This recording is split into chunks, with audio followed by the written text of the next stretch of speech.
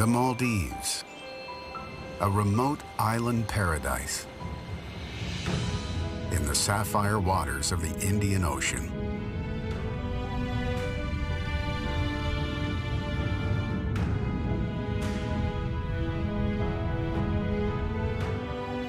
But the ocean is rising and threatens to engulf this tiny island nation. The corals are suffering from climate change. It's of course impacting as well the erosion of the island. But the people here won't let it go without a fight. We are transplanting as much as possible to help the marine life. Rebuilding the reef that may keep the Maldives from disappearing, and working to save this incredible home of rare creatures and soaring giants.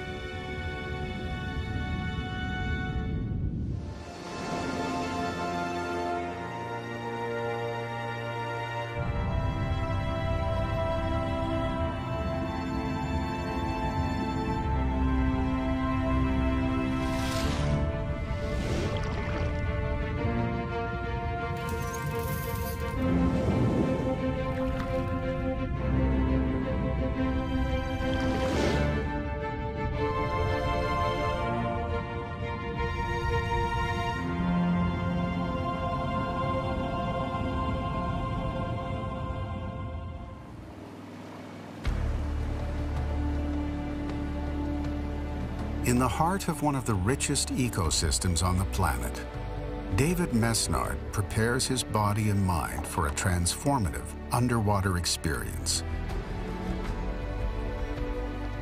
It's being like in heaven. You really feel a special moment. You feel the harmony of your tribe with you, and being underwater altogether gives you such a different dimension. It's hard to explain.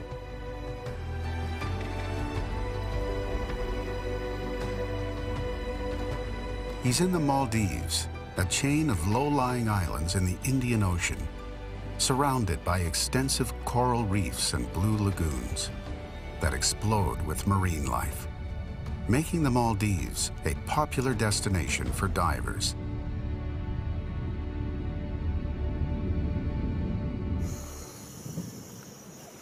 But David isn't an ordinary scuba diver. He's a free diver, piercing the depths of the ocean for 6 minutes or more on a single breath. Without bubble-making oxygen tanks and scuba equipment, David is inconspicuous underwater.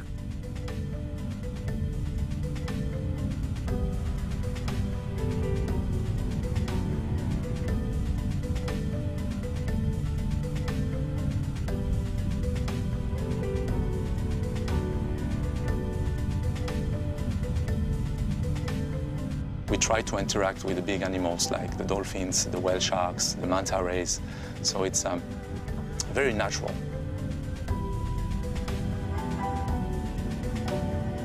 Moving silently through the seascape, as the fish do, David has a special appreciation for this undersea paradise and a personal interest in its uncertain future.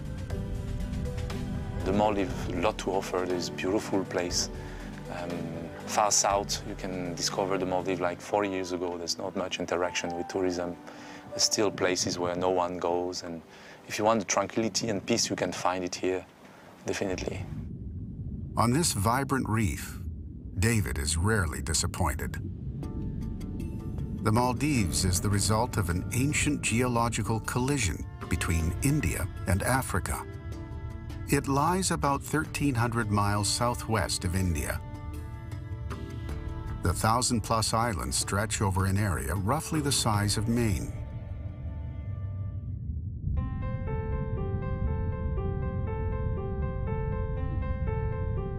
The Maldives is surrounded by a range of marine ecosystems, from sandy shores and lagoons to coral reefs.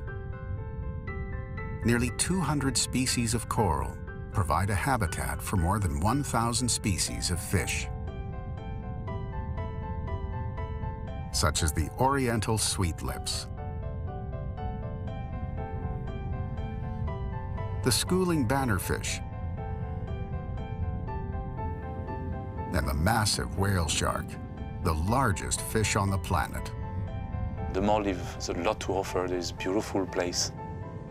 When you look at all the beautiful dive sites we have, from the whale shark to the manta rays to places where you can be on your own diving, no other people. I think it's really a paradise for diving. Sadly, the Maldives is in danger of becoming paradise lost.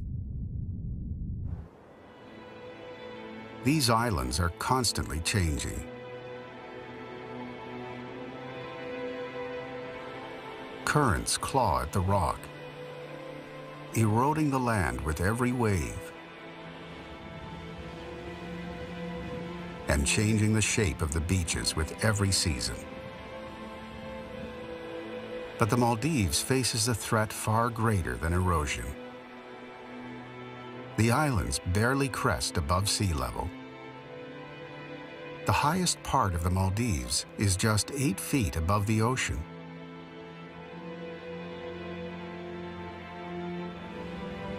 More than 80% of its land sits no higher than 3 feet above sea level, making the Maldives the lowest lying country in the world.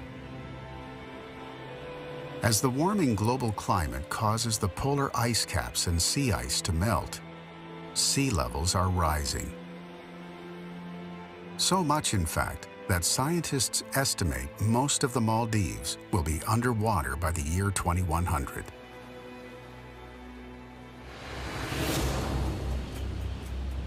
This tiny island nation is sinking. But the Maldives is not helpless. It has a natural built-in defense system. Its coral reefs. The islands rest on a ring of coral called an atoll. They're surrounded by the largest reef in the Indian Ocean, a coral garden that covers more than 2,000 square miles. The reef system circles the nearly 1,200 islands of the Maldives and acts as a protective barrier to stop waves from eating away its shores. The waves do break down the coral, producing the sand that fortifies old islands and creates new ones. Lives above and beneath the water depend on the health of the coral reefs.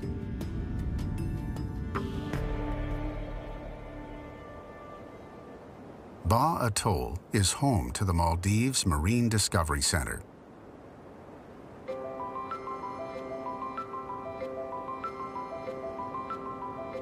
Since 2005, the center has developed conservation programs to safeguard the fragile ecosystems here, led by marine biologist Sebastian Stradal. The coral reef as an ecosystem is very important because it appears that it's hosting nearly 25% of the biodiversity on the planet. It's as rich as the jungle in Amazonia, for example.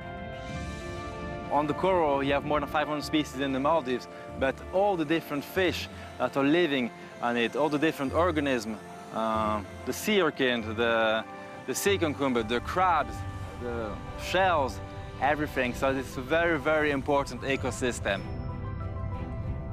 The center's top priority is to protect the coral. And if the coral die, of course, you will already have 500 species that will die, but not only that, because all this shelter will disappear. And if you have just an underwater desert like sand, like you can have under your feet here, you will not have a lot of shelter for these animals. And these animals will have to disappear. They will have to go somewhere else. And if they don't find another place, they will completely disappear as well. This troubling scenario is a very real possibility. The coral that surrounds the Maldives is in trouble. In 1998, the weather phenomenon, El Niño, brought warmer water to the archipelago, raising the sea temperature here by as much as 5 degrees Fahrenheit. and killing 2/3 of its coral reefs in a massive bleaching event. Reef bleaching occurs when abnormally warm water kills the algae that lives in the coral. It is the algae that gives coral its vibrant color and provides it with vital nutrients. When the algae goes, so does the coral's main food source. The corals starve, break, and wash ashore, making the islands more vulnerable. Then, in 2004, just as the reefs of the Maldives were beginning to recover from El Niño, a powerful tsunami swept through the islands. The reefs absorbed most of the impact. But where the coral was already weakened by bleaching, the land took a direct hit. 20 islands were wiped off the map altogether. Then, in 2010, another bleaching event killed off even more coral. The corals are suffering from, of course, this global warming as well, climate change, and the fact that they do not doing really well, that they're not growing that good, is of course impacting as well the erosion of the island.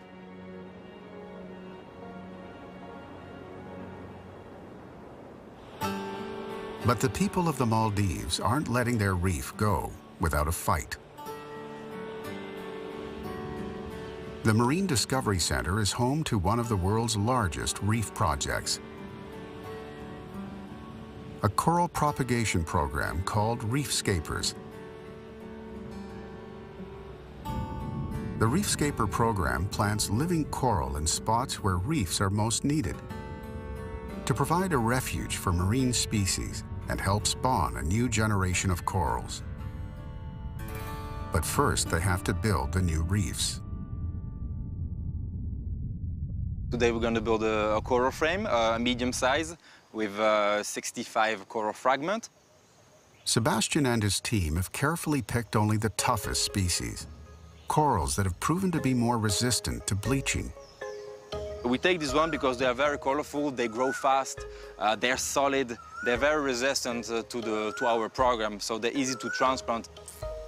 The coral fragments are carefully attached to an iron frame covered with several layers of sand. We just use a cable tie. We hold the coral frame on top of it, and we just zip it like this. Now we just finished to attach all the coral fragments to the frame. So Monty is cutting the cable ties, so just what is over. So now you can see it looks really nice.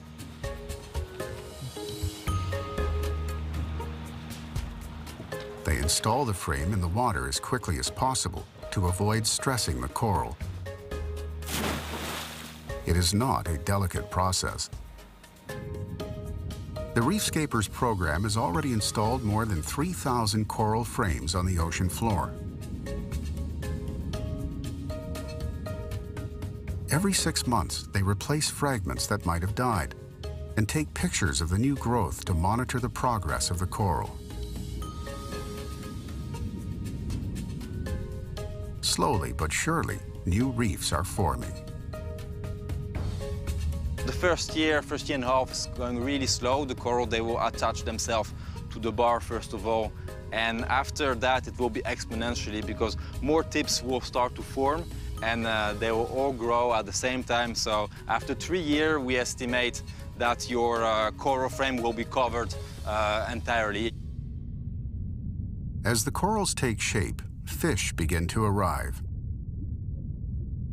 Coral reefs form nurseries for about 1/4 of the ocean's fish. The first year, you don't have a lot of fish, but suddenly when you have like hundreds of frames, it attracts a lot of fish. All sort of animals that needed a shelter in this area, and they were happy to find this area because in the nature, the animals in the ocean, they cannot survive if they don't have a shelter, if they are small or even if they are a little bit big.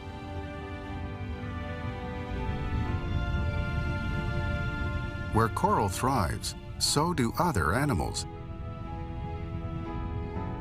During the day, soldier fish hide among the coral, where their bright coloring helps them blend in. The moray eel also uses the reef as a hiding spot, waiting for the opportunity to dart out and catch a meal. Strong Indian Ocean currents act as superhighways, carrying animals and nutrient-rich water to the reef. They are what make the Maldives an underwater paradise. They also carry the world's garbage, far away from its original source. Most of that garbage is plastic. It's estimated that 5.3 trillion pieces of plastic float in our oceans. 275,000 tons of plastic. The weight of that much plastic equals the weight of 570 fully loaded Boeing 747s. It's believed that up to 10% of the plastic comes from free-floating ghost nets, nylon fishing nets discarded by fishing boats on the high seas. Most fishermen around the Maldives don't even use nets, yet the nets still find their way to these shores, carried by the strong monsoon winds that blow from every direction with each season. Ghost nets present a terrible threat to the wildlife of the Maldives. Each year in the Ba Atoll, dozens of sea turtles are found entangled in these nets. Each time the monsoon will turn, it's also synonym that a lot of wind is coming, and a lot of current is coming as well. So suddenly, there's a big movement in the ocean, and these turtles will arrive here along the coast of the Maldives. So this is how we find them. Unfortunately, these turtles, when they will arrive there, they will get trapped because they will put their flipper inside this net and they will not be able to escape anymore. So they will try to escape desperately for a certain time, weeks, but they are not able to do it. Only if they will cut off their flipper, which happens actually quite often. If they're not able to cut their flipper, they will start to drift with the current and they will arrive here in the Maldives. Fortunately, locals tip the Marine Discovery Center whenever a turtle is found. Today, the rescue team is heading out to a nearby dock to pick up a stranded turtle.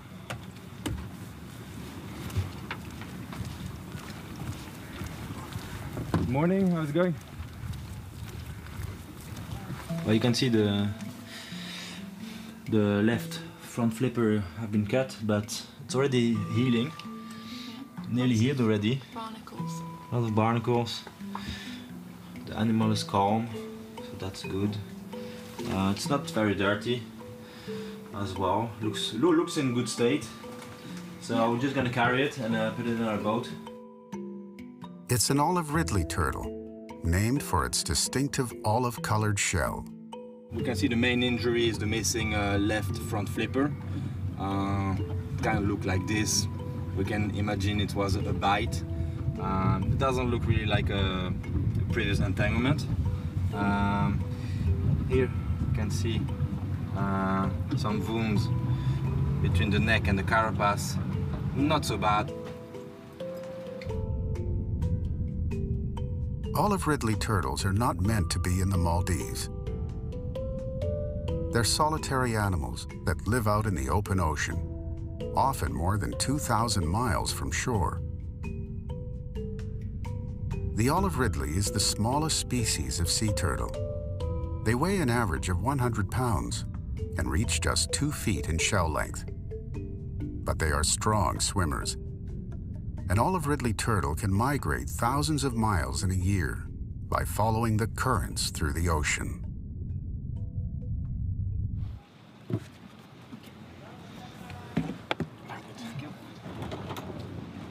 Five species of sea turtles live in the Indian Ocean around the Maldives.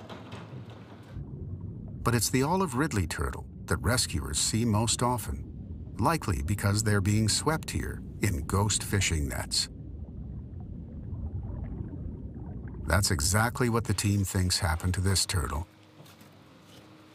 They'll bring it back to the Marine Discovery Center, where marine biologist Sarah Davies will perform a thorough checkup to determine the extent of its injuries. Anyone in the Maldives, if they find any injured or sick turtles, they call us and we bring them here to our center, where we provide care, TLC, bit of loving for the turtles, just to try and get them back to health and back out to the ocean as soon as possible. So we're going to flip the animal to have a look what's going on the other side of his body, because now obviously this side looks good, but we don't know what's on the other side, if it's injured as well.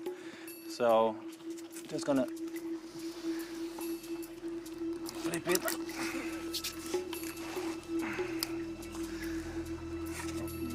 This part looks kind of damaged, like if the animal had a shock. It's a little bit broken actually. You can see there's a lot of blood beneath this plastron. It's clear to Sebastian that the turtle is bleeding internally. Obviously, pretty bad. The team can only hope the injuries are not too extensive. Since the turtle arrived at the center, it has barely moved. Pink, see there's a lot of blood underneath. The medical team puts it into a tank. It manages to float and attempts to swim, a good sign. At the moment it's fine, so we also gonna try probably to give him something to eat. So have a look if he's still hungry. It doesn't seem to be very interested in this, in the fish. This turtle, now named Rafaela, will stay here until she's healed enough to handle the rigors of sea life.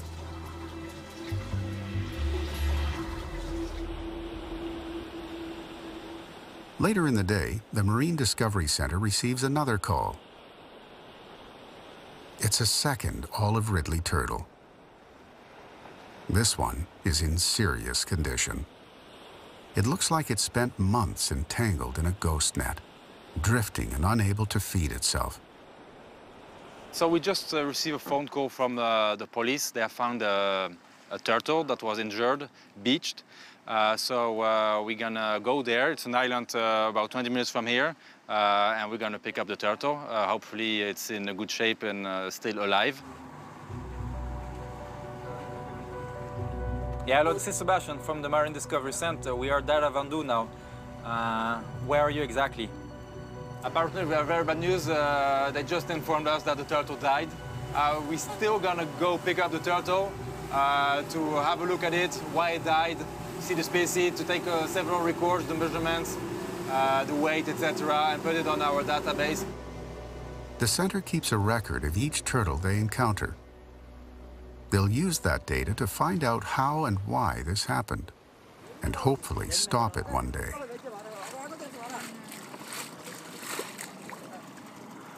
Good evening, how are you? Hello. Good? Well, it's obviously dead. Olive ridley. That's pretty bad shape. Yeah, that's really bad. And you saw, it's quite a big turtle, and the guy, he was just carrying it like this, so it must be yeah, completely underweight. Just have the carapace left and the bone. Sebastian moves the turtle onto a Marine Center boat, where he makes a shocking discovery. Did it move? It's still alive. Just moved. It was still breathing, I mean, yeah. In the fresh water, it will be better. Let's see how it can go. Sebastian thinks the turtle has been trapped for at least 2 weeks. Its attempts to escape have caused the net to cut into its front left flipper, almost completely severing it. Here you can see it's extremely weak.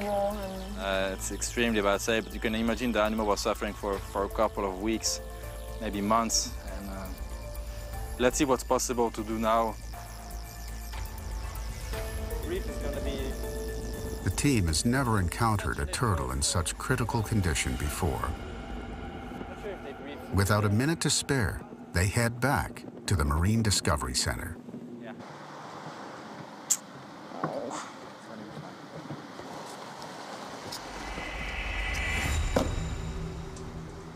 So I'm basically just gonna have a quick look at the wounds and try to clean as much as I can. Just try to disinfect the wounds a little bit. Okay. So just putting some iodine just to try and clean out the wounds.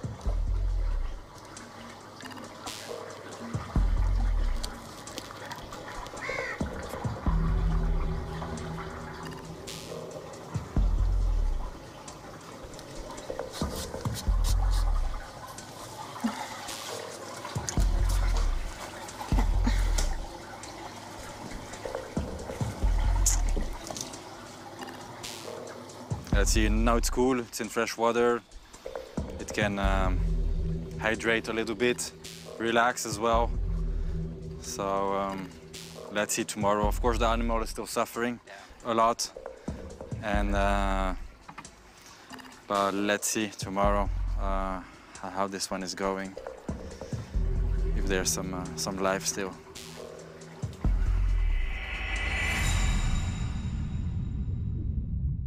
Olive Ridley turtles were once considered the most abundant sea turtle in the world, with more than 800,000 breeding females. But in the last 100 years, the population has dropped more than 80%.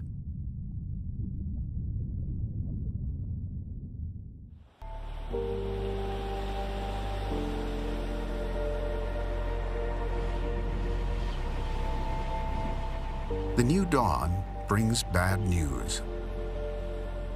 The turtle did not survive the night. It's a heartbreaking morning for the team, but the fight for survival continues for the rest of the residents in their rehab facility. The Marine Discovery Center is a permanent home to those turtles that never heal enough to survive in the wild. The Marine Center gives them a new home. We have Ossie. So Ossie is one that's very active. She's always very enthusiastic, always kind of swimming around in the tank. But unfortunately, her main problem is that she can't dive. She has a buoyancy problem. She was found tangled in a net, so she did have to have, unfortunately, one of her flippers amputated. When a turtle suffers from trauma, its system releases gas into its body cavities, inflating them like a balloon, and preventing the turtle from submerging in the water. Feeding time is a great opportunity for these floating turtles to exercise. Sarah encourages them to swim after pieces of frozen fish to keep the turtles active. This strength training is necessary to help the turtles recover the propelling power lost with their amputated flippers. We have Elsa. Elsa is usually everyone's favorite. She is missing both her front flippers, unfortunately. We really thought there was, you know, going to be the end for Elsa, really. We didn't think she would really be able to survive and recover after that, but she's really amazing. In 2 years, she's managed to be able to dive, but unfortunately, she's still very slow. She doesn't have the reaction speed to overcome any predators or to potentially get food for herself. Ghost nets have destined Ozzy and Elsa to a life in captivity. But the Marine Discovery Center and its worldwide partners can at least offer them a second chance. So recently we had some contact with an aquarium in Spain, and they're really keen to take Ossie. They have an interest in putting a prosthetic flipper on her. I think with another flipper, she'd really be able to get herself down under the water, and I think it would be a really good opportunity. When we rescue a turtle, of course, it's always very painful to see the state of the animal. but at the same time, we are happy that we have managed to rescue it and take it here under observation. The positive thing is as well that more and more people are aware about our rehabilitation center, especially the locals, also marine biologists. So everybody now is calling us whenever they find a turtle. Olive Ridleys aren't native to the Maldives. But 5 different species of sea turtle do call these islands home, including the hawksbill. They are typically solitary creatures and, unlike the olive ridley turtle, tend to avoid the open ocean, preferring to lounge in coral reefs near the shore. The hawksbill is able to push its massive shell, which can grow up to 3 feet long, into tight spots in the reef to search for food. This hawksbill is on the lookout for a meal, and it has the perfect tool for the job, a pointed bill shaped like a hawk's beak that helps them get at prey hidden among the coral crevices. The hawksbill is actually a species that is constantly foraging, so you will see them, they will be very active, they will be on the bottom, not that deep, between 2-3 meters until like maybe 6-7 meters. Hawksbills are always on the lookout for food. They will eat almost anything: crabs, shellfish, spawning corals, even the soft corals themselves. It's a good thing hawksbills have such a voracious appetite. They help to keep reefs healthy by eating sponges that compete for space with reef-building corals. They are the lawnmowers of the sea, grazing on seagrass and preventing underwater meadows from becoming overgrown and unhealthy. The sea turtle is vital to maintaining a stable marine ecosystem in the Maldives. But it's not the only creature with an important job. These gray reef sharks have company. Remora, or suckerfish, swim with the sharks and act as a spa attendant, cleaning their skin, eating tiny parasites, and snacking on leftover food fragments the shark may spill in the water. Of course, remoras get plenty in return for the work they do. Besides being well fed with very little effort, they get a speedy form of transportation and a bodyguard to protect them from other hunters that roam the sea.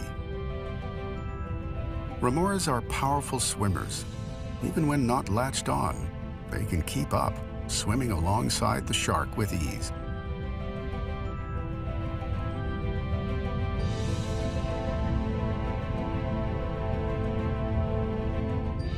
This kind of relationship isn't reserved just for powerful predators. A sleek unicorn fish visits a cleaning station, where the attendants are far more stationary. Cleaner wrasses will invite fish into their station by swishing their tails up and down. These tiny fish fill a crucial role here, helping bigger fish clean their nooks and crannies, eating any parasites that might have taken hold. This kind of interspecies cooperation is called a symbiotic relationship. It's common throughout the world's oceans.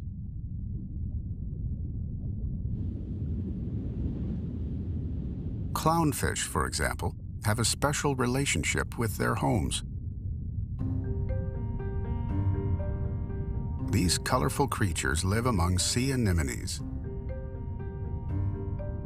Though they look like flowers, anemones are relatives of the jellyfish and pack a powerful sting. Special stinging cells on their tentacles hold an incredibly powerful paralyzing neurotoxin, deadly to most creatures. But not to the clownfish, thanks to a layer of mucus that surrounds its body, protecting it from the sting. By living among sea anemones, the clownfish gets a powerful defense system. And in turn, the anemone gets to snack on the clownfish's leftovers. Cooperation occurs within a species as well, especially when there are thousands on a journey and no time for traffic jams. Silver sprats, at just 3 inches long, are a favorite meal of many creatures in these waters. But what they lack in size, they make up for in coordination.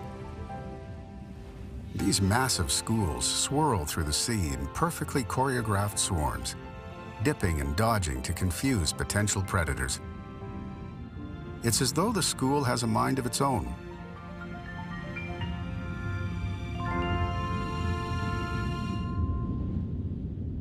Traveling in a massive group like this also helps in the search for food. Thousands of eyes are better than 2. The fish share information by watching each other closely. When one makes a move towards something interesting, the rest immediately follow suit, cascading through the water towards their intended target.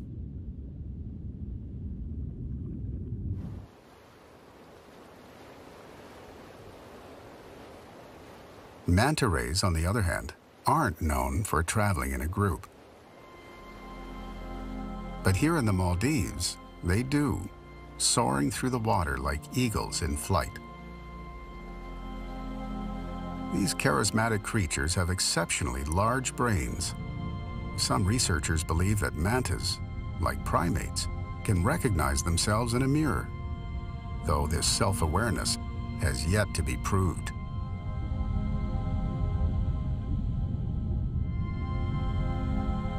The strong currents that carry plankton to the islands make the Maldives an ideal feeding site for these gentle giants. With an estimated population of 5,000 mantas, the Maldives is the world epicenter of manta ray research. So guys, we're going to be diving Manta Point today. Beth Taylor is a marine biologist with the Maldivian Manta Ray Project, a network of researchers stationed across the country with one common goal: to learn more about the life cycle and behavior of one of the world's most fascinating manta populations. Might be a little bit more shy. Here on Lamu Atoll, Beth and her team are headed down to one of the busiest cleaning stations in the Maldives, Manta Point. Perfect. It's right here. What makes Lamu in general very, very special is the health and the diversity of the reefs. They host so many fish, and obviously the most important being the cleaner wrasse. So without these guys, the sharks, the grouper, the snapper, and the manta ray would have nowhere to come and clean. The team hopes to get close enough to identify as many local mantas as possible. But dive conditions are far from ideal. The incoming current is not stirring enough plankton to attract large numbers of mantas. Even if a few do show up, they may not want to come close.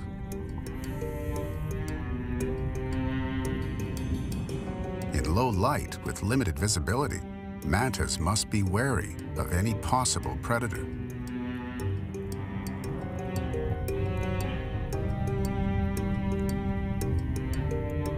Beth signals the team.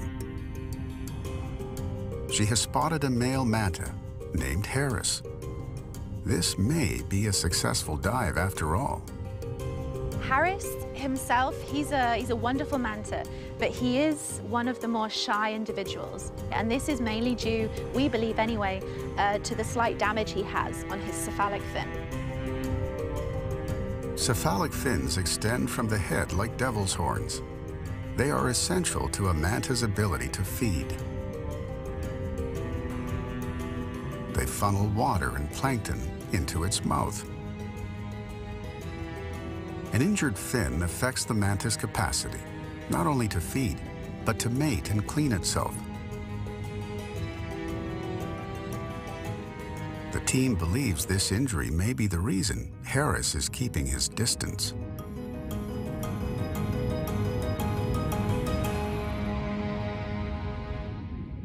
A second manta has been spotted. This one has no qualms about approaching the divers. It is Michelle, Lamu's most famous manta. We saw Michelle and we were like, yeah, we're gonna get a good shots today. Every time when we dive with Michelle, it's amazing every time.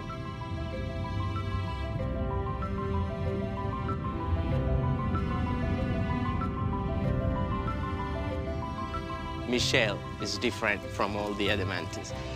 He always come over you, he'll always will check you, he'll take a good look at you. Mantas are identified by the pattern of spots on their bellies. Each is unique, like a human fingerprint. The research team hopes to photograph these patterns so they can catalog and monitor the resident mantas of the Lamu Atoll.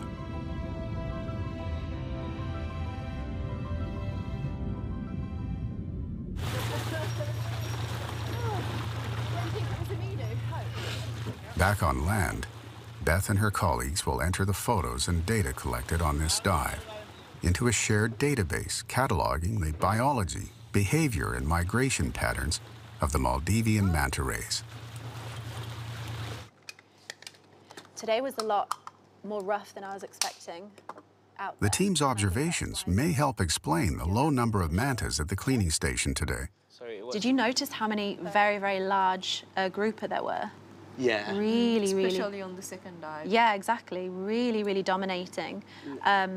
It is because, like, on the lunar calendar, from 26th to 30th, they're breeding on the channel. I see. So we've been seeing them, like, last couple of days. Manta rays are incredibly intelligent, so they're very, very aware of their surroundings.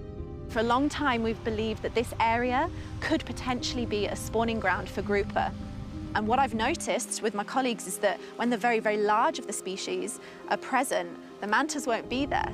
That when it's the spawning time and you're seeing all these adults and these really, really mature grouper, you won't find the mantas. And if you do, they cruise by and they don't stay.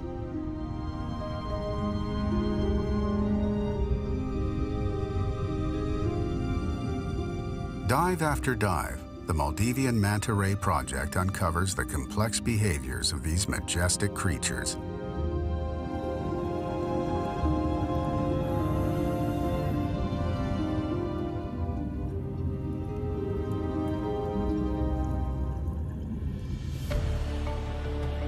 "125 miles north of Lamu, marine biologist Nicola Bassett prepares for a dive in one of the archipelago's largest isles, the Ari Atoll. The reef here has both feeding and cleaning stations, making it a prime research spot for marine biologists, and another key stop for mantas migrating through the Maldives. It is an amazing day. As you can see, the sea is really calm, blue sky, few clouds, and sun shining. So hopefully luck will be on our side under the water as well as above it.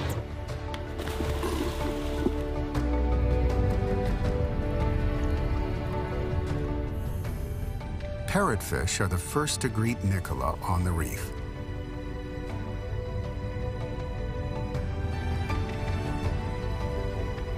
Not far from them, she spots 3 juvenile male mantas.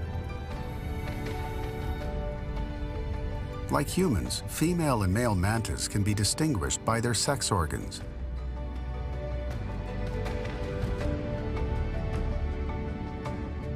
Females have 2 pelvic fins that resemble paddles at the base of their tails. Males also have a pair of pelvic fins, but in addition, they develop a set of claspers that are only visible as the male reaches sexual maturity. When they do, these male mantas will return to this station to reproduce. Cleaning stations in general, we know are an important area for manta courtship and manta mating behaviour. Mantas are solitary, but then at these cleaning stations, they come together. So it's a good area for males to meet females.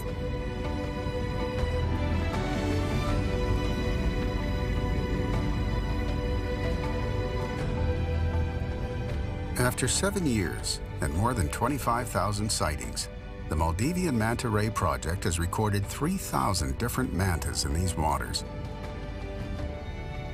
It's the largest number of identified manta rays anywhere in the world. Yet there is still much to be learned about their behavior.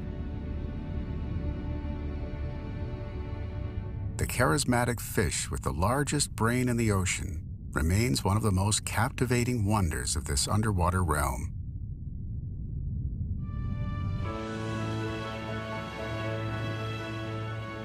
From white sand beaches and emerald seas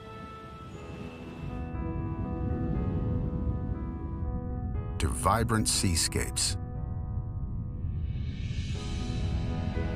and majestic giants, the Maldives is a stunning natural wonder. But this fragile paradise, so vulnerable to the powers of nature, needs protection.